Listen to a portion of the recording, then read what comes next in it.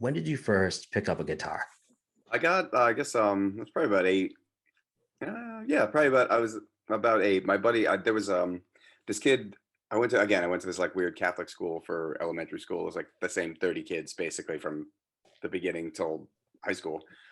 And this kid Kevin moved to our school that year, and he's like, I don't know, he didn't have older siblings. I don't know how he got hip to all this stuff, but he was like into school, and all of a sudden he's like listening. I don't know, we're 8 years old, we're in third grade. He's listening to like AC/DC and Led Zeppelin and like kind of like early U2, but also at the same time like a lot of like weird underground hardcore stuff and a lot of thrash metal kind of Nice. stuff. Like, so he was, and he had a guitar, and I was like, this guy's got it figured out. I got to be buddies with this guy. So I ended up like, and he's probably, I'm still friends with him today. He actually he Wow. plays, I think he plays, he's currently playing bass in Dropkick Murphys. He works for them Whoa. for a long time. And actually the drummer, and I ended up kind of in a band for a little bit with him and Matt Kelly, who's a drummer from Dropkick Murphys, because they were Wow. all in that Leominster area. But he gave me, and I say that, I mean, I went to a handful of practices, and I think we played like in the 8th grade dance at a Catholic school where we did a bunch of Sex Pistols covers and stuff. That totally counts. I think it counts. It totally counts. We practiced. We had a show. That was a band. You had a show? Um, Counts. it was probably not a great show, but a show nonetheless. But yeah, he gave me. I think he had a guitar that was like this red piece of shit Court guitar, and he got a new guitar, and he was like, do you want to buy this one for $25?" And I was like, yes, I do. So I bought it, and yeah, it's, I guess, about 8.5. Wow, And then I man. proceeded to just learn as much dumb like I wanted to play faster, but I could only play at nothing at the time. So I think my entry, I know, like when I meet people now, they're like, "How'd you learn how to play punk rock guitar?" They're like, "Dookie." I'm like, "Oh, okay." And for me, I guess it was just what was it? Never Mind the Bullocks was my, that was like, that Sex Pistols record was like my entry point into playing guitar. Sick, man. Well, I mean, you're an absolute shredder. And I mean, I hope you don't mind. I intend to play some Bayside songs on this episode. I hope that's cool. Yeah, totally. Because you're an absolute killer on the guitar, man. Oh, thanks, man. How did that eventually lead to joining Bayside?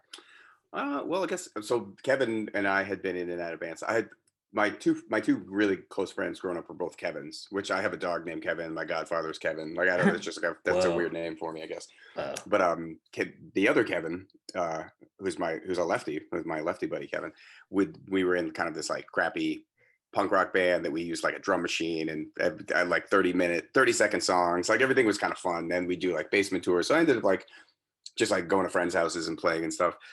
I played kind of all that, got into a lot of heavy music, got into like, I was listening to a lot of thrash. We got um Kevin was also kind of friendly at the time with the guys who ran a college radio station in Fitchburg. So they were kind of, there was a couple of different shows. One of them was like all kind of hardcore. The other one was a lot of thrash metal. So I got introduced into thrash and hardcore pretty early. Just started really listening to a lot of heavier music. Sure. Then by the time I got to high school, I moved up to Shrewsbury. So I was kind of just listening to a lot of hardcore, a lot of metal, and just trying to get my chops up, because I feel like I had a lot of friends that were into kind of like more blues. I had a lot of friends who kind of stayed with like Zeppelin and kind of were doing more like kind of John Mayer type guitar stuff, kind of like more blues, soul stuff. I was like, fuck that. I just want to play fast. I just want to play fast.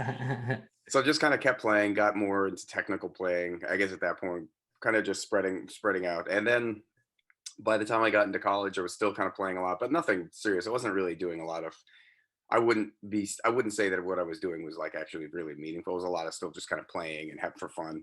I think when I got to college, I ended up getting into a good group of kids who are all like kind of musically all over the place. A lot of jazz, a lot of like stuff like Zappa, a lot of kind of more obscure rock, art stuff, indie noise, kind of a lot of everything kind of went all over the place. So then just kind of, I lived with that group of kids for the 4 years that I was in college. I went to Tufts in Boston, and then Okay. that group of friends all kind of were kind of involved in music somehow. So we just had a bunch of different bands that kind of went in and out.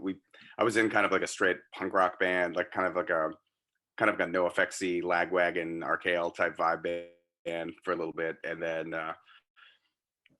I did like other stuff that would have been more like kind of fusion jazz stuff, kind of, and then like some just jam stuff where we just played like frat parties for money and beer and stuff.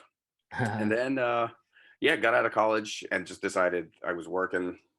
and was kind of not stoked with a lot of stuff. So I decided I was going to find a band and join. So I was like, at the time, I was like going through the Yes. Phoenix and just being like looking at musicians wanted. And I think I Wow. found I did The a number. Phoenix. I know it was a long. That was a. I guess. Well, I guess this is going probably over 20 years ago at this point. It's probably Old 90, 98, newspaper 99. magazine, right? I think Yep. that's still a thing, Is it? right? I'm not. There Might was. just be online. I think it's probably online now, but I remember Yeah, getting the Phoenix and just being like looking at the musicians wanted and going the through. I think I old-fashioned way. Yeah. Yeah, I did it. I went through like I had a number of editions. I got a bunch of them, and then some of them I was like, I don't want to do this. I ended up like I tried out for this there's a couple of weird indie bands that I tried out for that were more kind of like more along the lines of like almost an REM or something like that. And I was like, this is weird. So I kind of didn't. I passed on that. I did a couple of auditions for some like kind of more brutal beatdown metal bands, which I was like, oh, rad. And then the people were just fucking nightmares. It was like just not dudes I want to spend time with. You know what I mean? Like it was kind of scummy. There was like one of the things that I went to was like the dudes were fist fighting at the end of the practice, and like they're all Oh like, my "No, I'm gonna goodness, fucking dude. kill you." I was like, "Yeah, this isn't for me." And then Right. I finally found a band that was like a 5 piece. It was kind of like a straight up just hardcore band. Joined it, and I guess over about a year and a half, I was the second guitar player, and then there was like a bass player, drummer, and a singer. And I guess over about a year and a half, everyone left except me, the bass player, and the drummer. So it ended up, and then once I was driving, it just turned it into a weird thing. So it just kind of became like a prog rock metal kind of thing where I was singing and playing guitar. We ended up doing a lot of shows with this other band that's kind of a prog rock band from Weymouth. And then we just kind of played all over like Boston area with them. They were a little bit less heavy than us. They sound like if like Ozzy sang in Yes would be the only way I could describe it. They're kind of Okay. it was a cool band. It's called Sunset is a Battle. They were rad. Cool. And then but the drummer of that band, the drummer and the guitar player of that band were also in that band Junction 18, which is kind of like kind of emo punk rock band from early 2000s. They went on a tour with Bayside in probably 2002, I think, with Junction 18. And when Jim, who was my buddy, who ended up playing on Sirens and Condolences, came back, he was like, "Hey, I think I'm gonna go join this band in New York. This is like they're a 3 piece. Their drummer's quitting. They might be signing to Victory at some point. They're actively touring. If you want to, you want to dip your toe and see how it feels to like go on the road." And I was like, yeah, at this point. And this point, I'm like 26. So I was like, yeah, what do I got to lose? I don't give a shit. Like, I'm kind of bored with working. And You just wanted to play music. yeah, and it was fun. I was like, I've been playing forever, but I'd never really, and I'd play shows here and there, but I never did like touring. I never played more than like, we'd do like a weekend of tours where it's like, I'd go up to like Laconia and Bike Week and play up there and then play Yeah, somewhere yeah, and like, and then hit like somewhere like in New Bedford on the next day, yeah, but never like anything more than that. But yeah. yeah, it was cool. I came back and he was like, let's do it. I quit my job, sold my car, like basically moved a bunch of my shit into my mom's basement and was like, all right, I'll be back and whenever. So we just got in a van. We jumped in his minivan, drove out to New York, and then I met Anthony at the first day of practice. Wow, man. Anthony Ranieri, singer of Bayside. Yeah. That's a really cool story. And just to be fully honest with you, man, I didn't discover Bayside until it was like '07. So I was late on the Bayside train, if you will, because so I was dating this lady. She's super, like, we're so cool. She's awesome. Um, I like she introduced me to Bayside, and I introduced her to Piebald. You know what I mean? So it was Nice. like it was. I mean, that's a great trade, right? But Yeah. like whatever, we saw you guys a bunch of times while we were dating, and then after that, I mean, I fell in love with the band immediately. It's really hard not to. It's one of those things. I know, but Bayside has like I mean, you call it the cult, right? I mean, like she has like the bird tattoo on her ribs and stuff. Like I don't know where the line is because like I want to be part of the cult, but I don't know if I'm worthy. You know what I mean? Everyone's welcome. I'm always like super flattered and really amazed by the scope or how I guess how far how weirdly like interconnected our fan base is and how like fiercely devoted they are.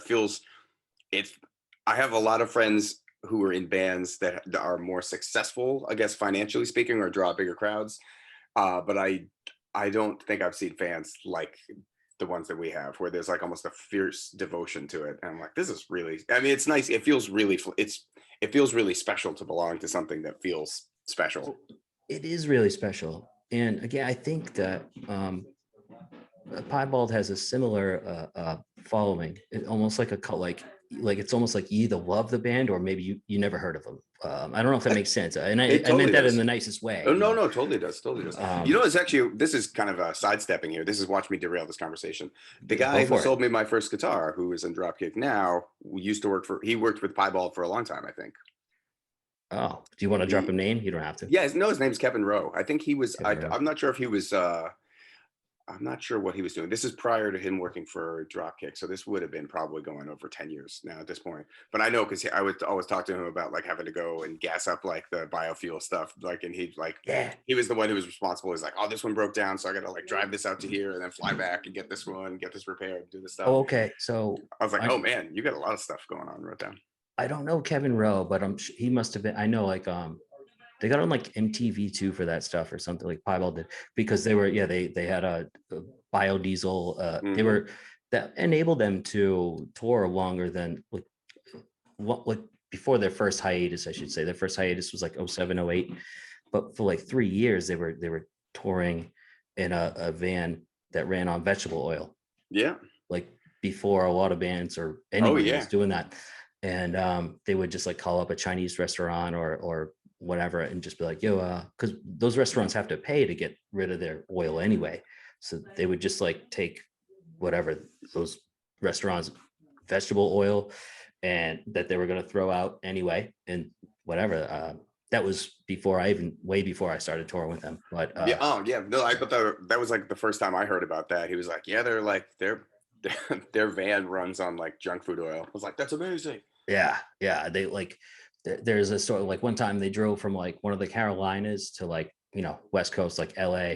It cost them like $20. Like you need to like put diesel gas in to start it up or whatever. But It's amazing. Yeah, it's incredible. Although your van definitely smells like it runs on fast food at that point too, because you're like, we're friendly with a van in Pittsburgh that has a van that runs on like biodiesel, and it's like when you're in there, you're like, it definitely smells like a Chinese buffet in here, which is I can't tell if it's making me hungry or sick. It's like one of those things where you're like, I want to smell. It's like when something smells like something, but it's not supposed to smell like it. The way they're like, you're like, oh, is that popcorn? Be like, it's like, oh, I love popcorn, but then you're like, oh, that's that guy's feet. And you're like, now I'm disgusted. Now I'm gonna go throw up. Like now I'm never gonna eat popcorn again because it's like that's not popcorn. Anyway, sorry, I didn't need to derail you. I went back to the piebald thing. You're good. No, you're good, bro. Biodiesel. Just shooting the breeze, man. All right, dude. So you join up with Bayside, right? That was, would you say, 03. 03. Actually, almost 18 years ago to the day. My start date for Bayside was April 9th in 2003. Okay. Wow. I know that because it was like one of those things where I'm like, I'm making a colossal mistake on this day, April 9th, 2003. Oh, you totally yeah, it's not it wasn't a mistake, but it was a daunting decision to make at the time for sure. I will say I wanted to say before. So I talked to Vinny Caruana like a couple of weeks ago, and we were talking about like the Long Island, Massachusetts, because you were talking about hardcore music earlier and how that influenced you. There was a very special thing. There were two separate things, like Long Island versus whatever, Boston, Merrimack Valley, whatever it was. But it was kind of happening at the same time. Like Long Island was growing the scene, right? And like Boston had the scene, like, in Boston, you had like Converge and stuff like that. And I know New York had their own thing. I guess I just wanted to address that because it seems like everyone I talk to on here, as far as musicians go, have these hardcore roots. Yeah. It's funny. I feel like New York had more of I feel like the hardcore, and I guess Boston did have hardcore. They had like when I think about like Boston hardcore bands, I think about like Slapshot, Only Living Witness, Sam Black Church, like Eye for an Eye. But for some reason, I was always way more into the New York hardcore bands. But coming up, when I was like playing in the band that I was in Boston, I feel like Boston had a more vibrant, like metal, almost like metal/new metal scene. Whereas I feel like the stuff like that was happening in Long Island specifically was kind of like what I would consider to be like the emo music, which I really didn't even know of. I showed up in Long Island for practice and they were like, oh man, Glassjaw is the best. And I was like, who's Glassjaw? And I was like, wait, what? And like, I had never listened to any of the bands that were like, that I was supposed to be clued into. So I was like, I'd never heard of Alkaline Trio. I'd never heard of Saves the Day. And then like, I didn't know Glassjaw. I didn't know any of the bands that were like, I never heard of Thursday. At that point, like Taking Back Sunday had been out for a couple of years. I had no idea who they were. Right. So I kind of came in, I was just like, hey, I'm just here. I could play guitar. This guy thought I'd be good in the band. What are we doing? So do you remember like your first practice with Bayside? Oh yeah, very much. I had to learn. I think once I got on the phone with Ant early, and I sent him. I think at that point I had just there was no like emailing stuff like that at that point. I think I had sent him a CD that I had burned that just had like a bunch of the stuff that I had been playing on, and he was like, "Oh yeah, you're more than enough. You can do more than we need for sure. Like that'll be great." Nice. But it was kind of one of those things where I was like, "Yeah, here, check out my stuff." And he had sent me what was the split EP with Name Taken. I think I got a list of about like 6 songs I had to learn. It was like Cold and Blue and Lifeless, Loveless Wrists. What's the other one? There was Megan was actually one of the ones that I had to learn at that point too. Advanced Letter Goodbye. There was like a bunch of kind of like the early Bayside stuff that I had to learn, and there was nothing. Everything else was kind of nothing else had been recorded, so it was like just the stuff from those couple of things. So I learned maybe like 5 Bayside songs, and that ended up Smoking Pope's cover. So when we got to practice, and I was like, yeah, I did my homework. Let's go. Let's just start playing these songs. So we got through that songs, and then basically it was like, okay, you're in. I was like, yeah, okay. Yeah. I quit my job. I hope so. Like, you're 19. I'm like, I'm not really in a position to go home right now. So. I didn't realize there was an age difference. You don't look at, at like, Oh, I feel it. Oh, I feel it. With every fiber of my being, I feel every minute of it.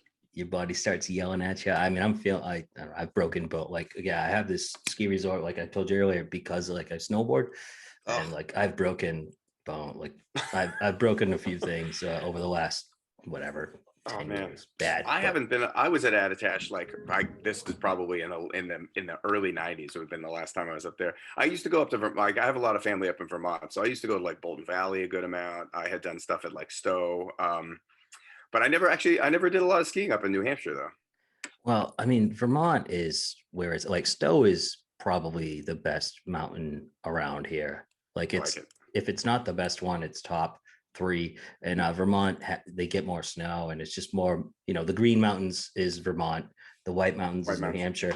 And this skiing, snowboarding is great here too, but Vermont is better for sure. But what I like about this place when I bought the condo is like, North Conway is like a really vibrant town. It's probably it's a better ski town. So as far as like a value, like I rent it out to people who don't even ski or snowboard just because they just want in the woods.